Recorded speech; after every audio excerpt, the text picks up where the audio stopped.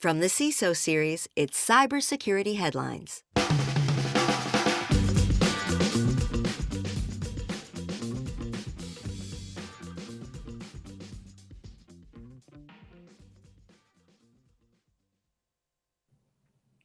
SEC notice to SolarWinds CISO and CFO shake up the cybersecurity industry. U.S. military personnel report receiving smartwatches in the mail, and submarine cables are growing risk of cyber attacks. These are some of the stories that my colleagues and I have been bringing to you on this week's Cybersecurity Headlines. And now we get a chance for some insight, some opinion, and most definitely some expertise on these stories and more from our guest, Cassio Goldschmidt, the CISO at ServiceTitan. Cassio, thank you so much for being here. Great to have you on. Thanks so much for having me here. Yeah, we are excited to get your take on all these, especially our top story. Before we get into that, though, all the juicy details, we have to spend a second and thank our sponsor, App Omni. Protect your sensitive data across your SaaS apps.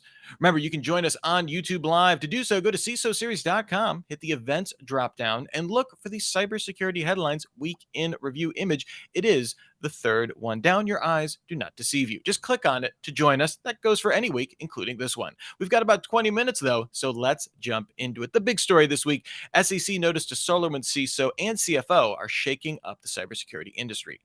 SEC staff have recommended legal action against current and former employees and officers of SolarWinds, including the CFO and CISO. They have received Wells notices from SEC staff that allege that the company violated federal securities law by not having internal cybersecurity controls in place to prevent the very notable attack. A SolarWinds spokesperson defended the company's response to the event, but said its executives may face charges related to their handling of the situation. You know, this story strikes to the very heart of CISOs who have to live 24/7 with their minds on their company's safety. Cassio, do you feel this move by the SEC was justified? It's hard to say. There's more into this story. I personally know Tim Brown. I can tell that he is a amazing practitioner. So hopefully, things will go well, and we won't see this kind of things happening to CISOs. I guess overall, how do you think this will impact the morale among CISOs as a role, as a profession? Seeing charges in this kind of attack.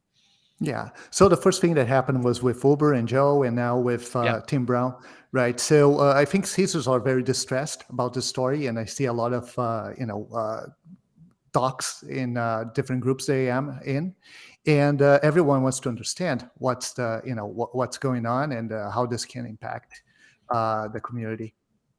Do you think we'll see from the SEC or CISA or another body, kind of the rules of the road, given kind of some of the prosecutions that we've seen or are likely to see in the Uber case and now with SolarWinds? Do you think we will see that to kind of give some kind of clarity to the role? Uh, I'm not sure if it will give clarity, right? Hmm. Uh, what what I'm really afraid is, people are just not, they don't want to be CISOs anymore.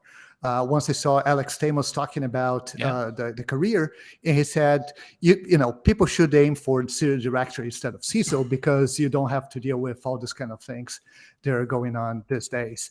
And, CISO, unfortunately, has been the scapegoat for a lot of the things that are going on. And it's overall a very funny industry where we just treasure the attackers and we crucify the defenders. All right. Well, we will definitely be keeping tabs on this as this story develops. Definitely something we want to keep the pulse on for sure. Our next story here, U.S. military personnel report receiving smartwatches in the mail. There are two stories this week that deserve to be presented together kind of in the same vein here. First up, like we mentioned, military service members have been receiving smartwatches through the mail. They didn't ask or order for these, and upon activating are automatically connecting to Wi-Fi and to cell phones. There was also a story this week about a hospital in Europe that was infected after one of its employees returned from a conference in which he had delivered a presentation with another person and where one person's USB drive was used with the other person's laptop. This ended up giving the hospital malware infection. So, Cassio, both these stories showed the ongoing potential for propagation of malware through the old school approach of sharing physical devices. Sometimes the old approaches are the best ones. What are your thoughts about, kind of either of these stories? Yeah, and you're absolutely right, Rich. This type of attacks are not new, right? We've seen Mhm. being done with USB keys, keyboards, mice, and smartwatches are just the ultimate spy machine, right? You can see, you can hear, you can track, you can even get to credentials if the person is willing to enter in the smartwatch, right? The reality to me might be a little bit different. Meaning, for example, everyone who knows a little bit about military and how they work, right? Whenever somebody has a security clearance, they are not allowed to bring personal electronics to anywhere past the security checkpoints. Mhm. So another explanation to this might be a scam called brushing, right? So in other words, you have a smartwatch. It's a highly desirable good. And these days you have a lot of competition in order to sell those things, right? You have, them selling for as low as $15. And sometimes just sending one of those to gain a review might outweigh the cost of the lost product, right? Mhm. So this might be one of the reasons why this happened. I would say that the takeaway for American corporations is really if somebody receive a watch or something like that, they should actually report and they should not turn on the device, right? So those are the two things that need to be done. As for the Chinese state backer accidentally infecting the European hospital, it always amazes me how old school type of attacks are still something that work. For example, if you look at the code that was used, it's made with Delphi and MFC, which is the Microsoft Foundation library from 1992, right? Long time ago, and it still works, right? And there's no auto run involved. It's just about tricking people to click on a executable in Mhm. a USB key, and uses tricks such as the old load library that 20 years or 30 years ago, when I used to teach people about secure coding, it was like a no. You have to actually put your full path in a Win32 load library call, otherwise it can be abused. The takeaway is that people are not using endpoint security, and that's really a shame that still to this days this is really necessary, and people are forgetting to have that even in places such as hospitals. All right. Well, our next story here, 5G deadline could impact flights. The Wall Street Journal reports that as of July 1st, that's tomorrow, if you're listening to this on Friday, planes flying in the US without retrofitted sensitive radar altimeters can't land in low visibility conditions. This cutoff comes as part of a deadline by US wireless carriers to increase the power of 5G networks. They're turning on the C band spectrum in and around these airports. Currently, about 80% of domestic aircraft and 65% of aircraft from international destinations have updated equipment. This is obviously part of an ongoing, battle, I guess, conflict, whatever you want to say, disagreement between carriers and the FAA.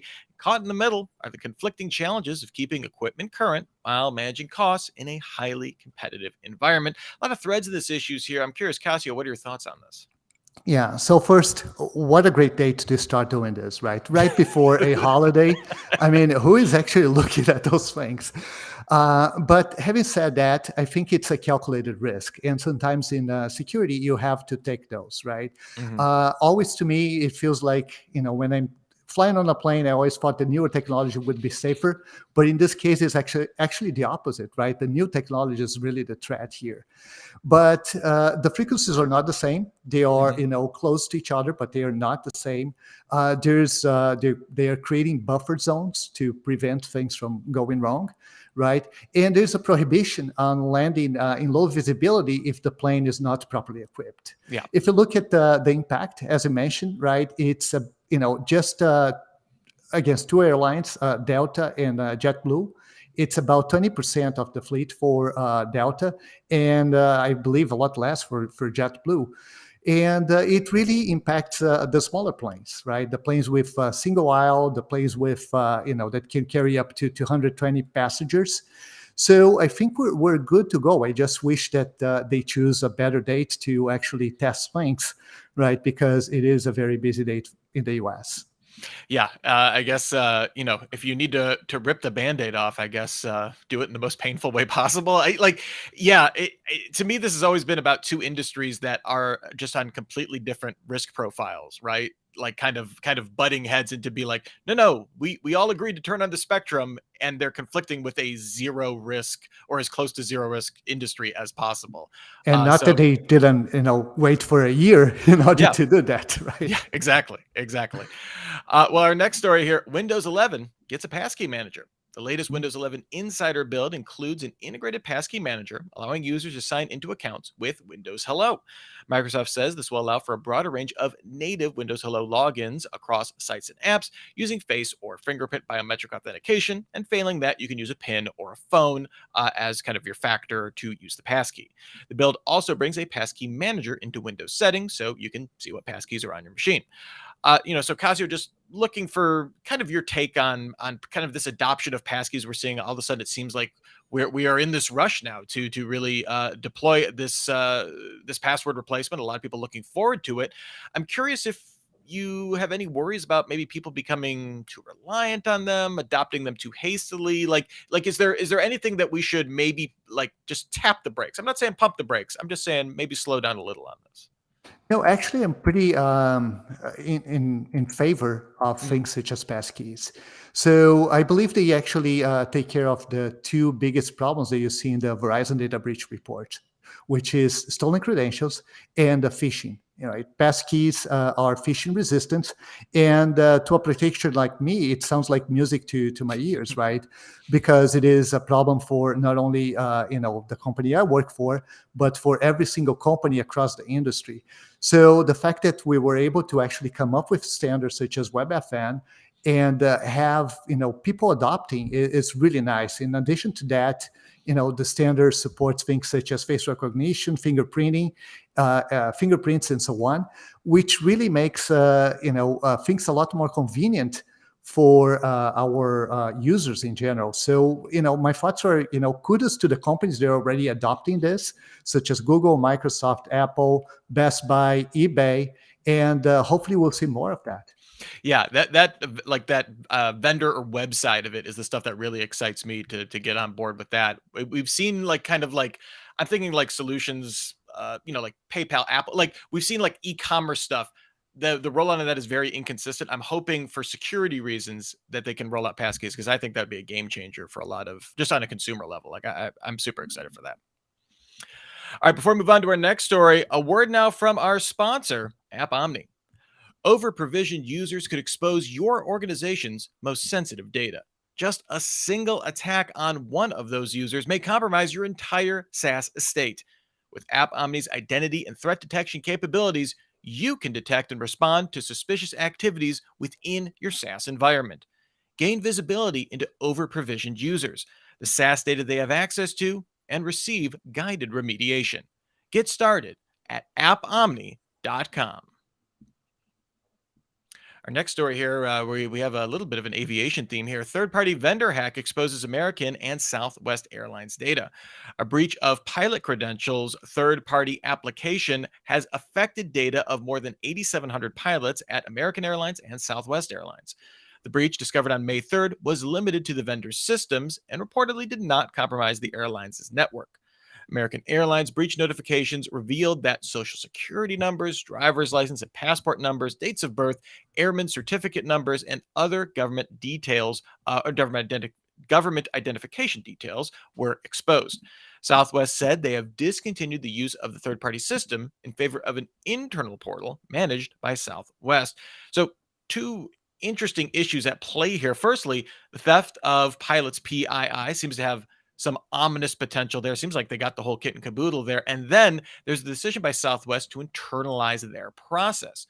We've definitely seen a trend in awareness and escalation, I guess, on targeting third-party vendors as a way to get into other organizations, and we're kind of seeing knock-on effects like this of other companies severing relationships. I'm curious, what are your thoughts on these issues here, Casio? Yeah. So first, always very sorry to hear about another breach, right? Yeah. And when it happens with third party, I think people don't realize that whenever you use a outsourced company, you outsource your operations, but not your obligations, right? So you're still in the hook for all this PII that was compromised, and you have to respond for that.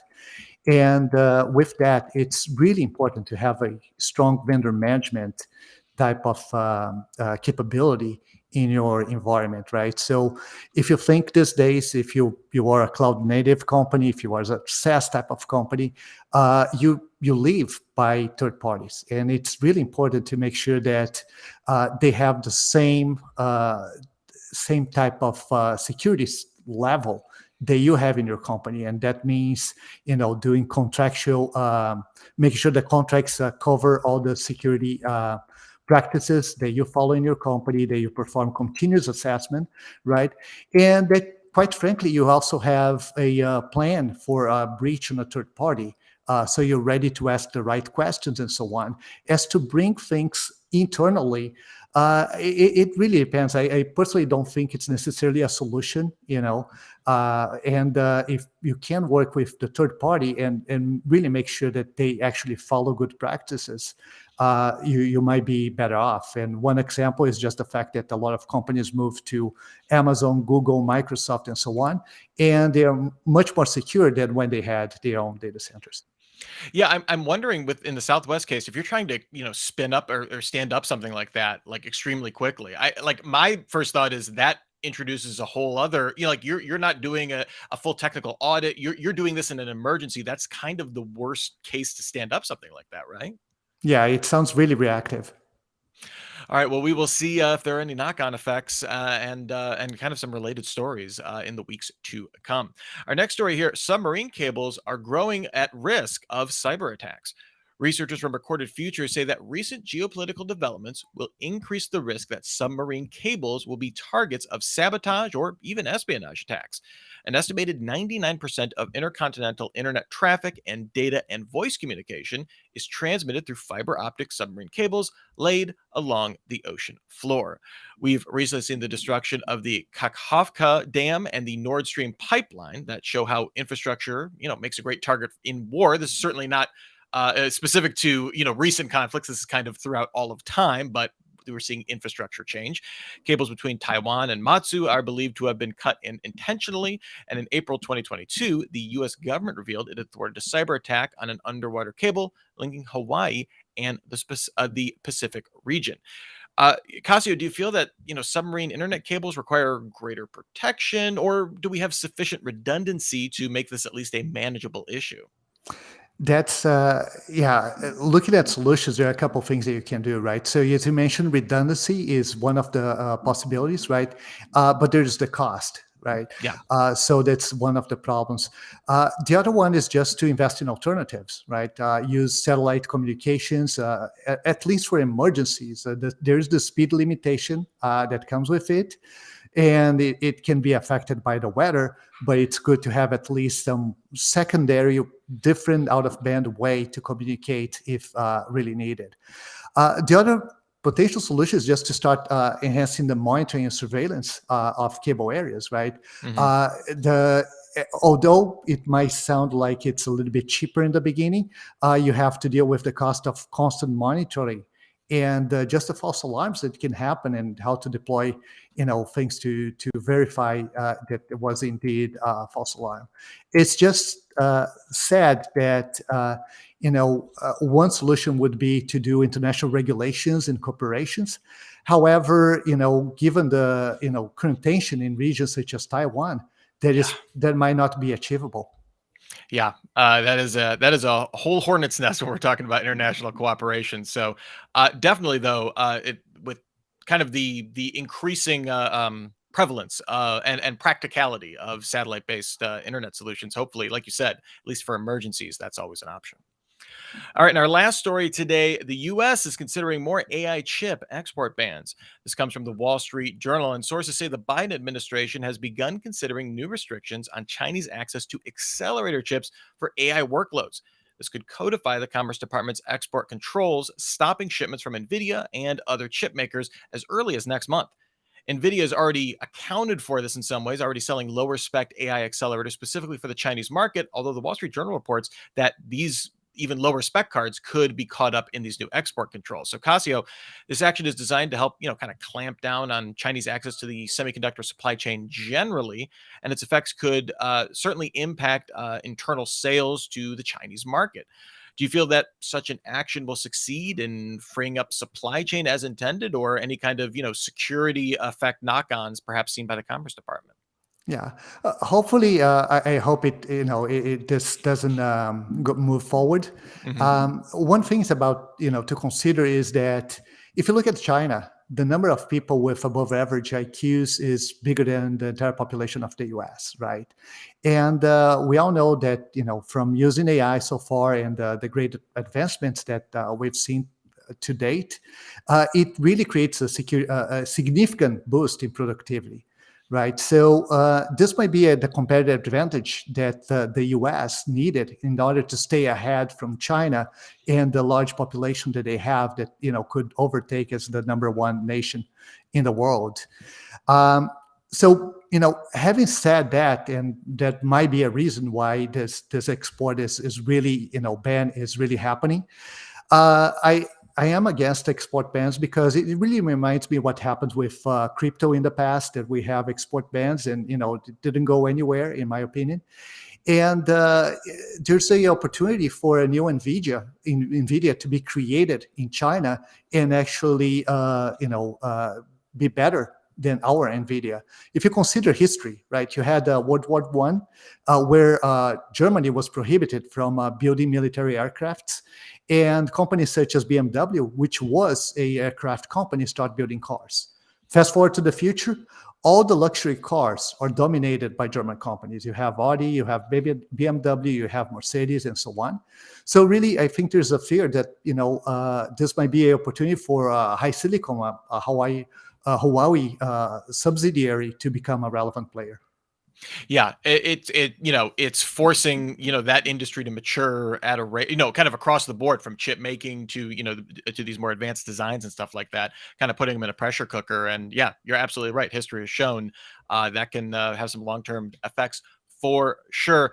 Well, Cassio, thank you so much for all of your insight today. This has just been an amazing conversation. I'm curious though, was there any story that you just, you had to give a big thumbs up to, our favorite story that you had in today's rundown today? Yeah. So these days I'm really fascinated about AI. So we'll be watching this last story really closely and see what happens next.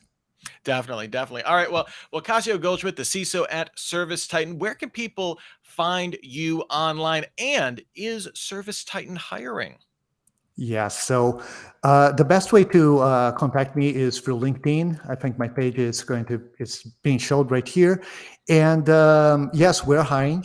We just sent an offer today to an application security person. And there are a lot more openings that we're planning in the next few months. So do look at our website or contact me directly. Excellent. Excellent. Well, be sure to connect with Cassio on LinkedIn for all of that. Also, thank you to our sponsor, App Omni. Protect your sensitive data across your SaaS apps. Also, thank you to everyone that was watching live today on YouTube. Remember, you can always go to our events page and see all of our great live events, or you can just follow us on the CISO Series YouTube page and you can get alerts. You can click that bell, click the subscribe, whatever all of the YouTubers say. Do all of those things and you'll be alerted when we go live. We truly appreciate you watching all of our great live content. We like putting it out there. We hope you enjoy watching it. We'll be back next week with another episode of our Week in Review show, 3:30 p.m. Eastern, 12:30 Pacific. In the meantime, you can get your daily news fix through Cybersecurity Headlines every single day. Give us about 6 minutes and you will be all caught up. That's just about it for us today. I'm Rich Stroffolino, reminding you to have a super sparkly day. Cybersecurity headlines are available every weekday. Head to CISOSeries.com for the full stories behind the headlines.